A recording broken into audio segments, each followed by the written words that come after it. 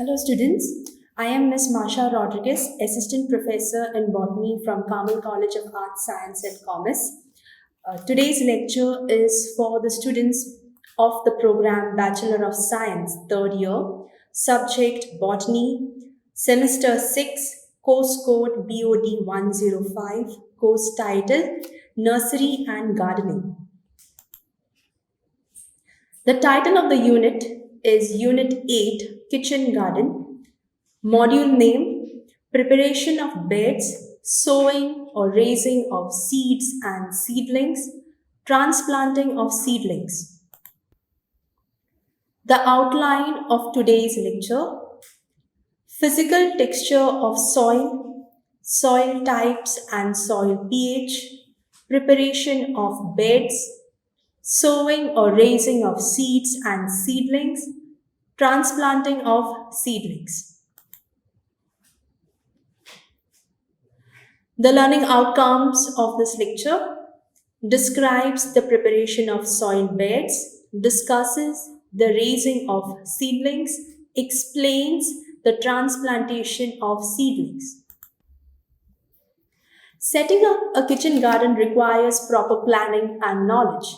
Just like when we construct a building or a house, you need to have a plan. Similarly, if you want to have a kitchen garden, you also require a lot of planning and knowledge. The soil is the prime factor while raising a garden. Therefore, the type of soil in the area selected for kitchen gardening needs to be considered first. We will now learn about the physical texture of soil. The physical texture of soil depends upon a combination of several constituents such as sand, silt, clay, and gravel content. This texture is usually judged by the feel of the soil between the thumb and the forefinger. You can see I have inserted an image here on the slide showing you how to judge and get the feel of the soil. The soil may be gritty, smooth and silky, or stiff and sticky. Loamy soil is best suited for a garden. A mixture of sand, silt and clay is called loam. This is then mixed with compost or farmyard manure to enhance the productivity of the crops. With regards to soil pH, vegetables like carrot, cabbage, radish, tomato prefer slightly acidic to neutral soil. That is, the pH of the soil has to be in the range 6.5 to 7. Whereas beans, peas, beetroot prefer soil that is slightly alkaline, wherein the pH is in the range of 7.5 to 8. We will now learn about preparation of beds. The most adequate time to raise a kitchen garden is from mid-October to November. So the best time to have a kitchen garden, to prepare a kitchen garden, is from mid-October to November. The land that is selected for kitchen gardening should be dug at least 40 to 45 centimeters deep and exposed to sunlight. Now, the reason why you need to expose this soil to sunlight is to make it free from any pathogenic spores that are there in the soil. Later, compost or farmyard manure should be evenly spread throughout this land. All weeds should be removed during subsequent digging and leveling. Let us now learn the different types of soil beds. There are three types of soil beds. First one is flat beds, second is raised beds, and the third is sunken beds. So first we will learn about flat beds. Flat beds are soil beds maintained at ground level and are flat in appearance. They are used where water is adequately available and there are no drainage problems. The soil, in this case, is dug in the demarcated area and weeds and stones are removed. The soil is sterilized by exposing it to sunlight in order to kill the pathogenic spores in the soil. To improve aeration and fertility of the soil, 2 parts of fine red earth, 1 part of sand, and 1 part of farmyard manure or compost is added to the soil bed. The soil beds can also be outlined by bricks in order to demarcate the soil bed. Here is an image showing you flat soil beds in the kitchen garden. You can see the flat bed is in line with the soil surface. Next is raised beds. These type of soil beds are same as flat beds except that the beds are raised. The soil beds are raised up to a height of 10 to 15 centimeters and 1 meter wide, depending upon the type of vegetable to be planted. The length may be adjusted according to the requirement and convenience. These raised beds can be bordered with wooden planks or bricks. Here is an image showing you raised soil beds in the kitchen garden.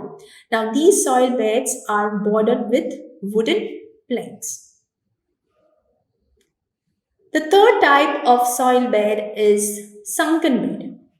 These type of soil beds are prepared 10 to 15 centimeters downwards from the soil surface. They are usually made during the winter season. The purpose of having soil beds is that the cool breeze blown during the winter will not hit the seedlings in these beds.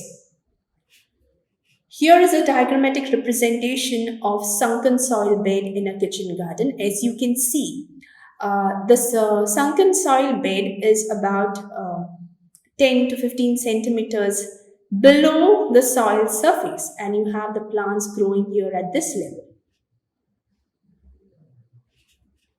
To ensure good irrigation, each bed is divided into 3 or 4 parts and a narrow trench is dug on one side. The number of rows varies with the type of vegetable raised. Quick growing root vegetables like radish do not need much space when compared to leaf vegetables like cabbage or cauliflower. Tomatoes and seeds need staking, while goods require support in order to twine or climb up. It is always necessary to give enough space between 2 plants as close planting gives a poor yield. The application of NPK fertilizer, that is nitrogen, phosphorus and potassium, preferably in the ratio of 12:6:6, yields a good harvest for most of the vegetables. It is always advisable to maintain a rough scheme of rotation so that the crop benefit from a change of the soil. So it's necessary to have crop rotation in a kitchen garden. Leguminous vegetables such as cluster beans, French beans, and cowpea supply nitrogen to the soil, thus minimizing the fertilizer requirement apart from preventing certain soil-borne pests and diseases. Now let us look at sowing or raising of seeds and seedlings.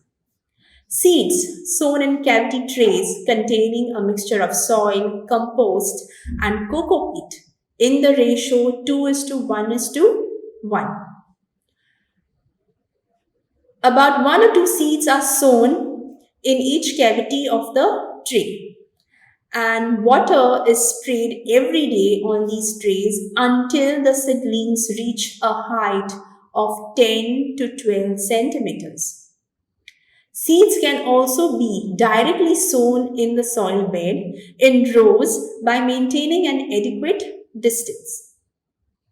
Here is an image showing you a cavity tray wherein it contains each cavity. Each square here is a cavity which contains the soil mixture and seeds, one or two seeds have to be sown in each cavity. Next is transplanting of seedlings. Transplanting is the transfer of the raised seedlings from the cavity tray to the soil bed. Small holes are made in the soil bed in the kitchen garden, and the seedling is placed in each hole along with the soil from the cavity tray. While transplanting, care should be taken not to disturb the root system of the seedling. Once the seedling is placed in the hole that is made in the soil bed, you have to cover the root system with the soil. The transplanted seedling should be watered sufficiently. Transplanting should be carried out during the evening hours as a seedling gets enough time to regain itself in the cool night hours. So, students, in today's lecture, we have learned about how to prepare soil beds. The different types of soil beds that we learned are flat beds, raised beds, and sunken beds. And later, we have learned how to raise these seeds and seedlings and then transplant them to the soil beds in the kitchen garden. These are the references for today's lecture. Thank you, students.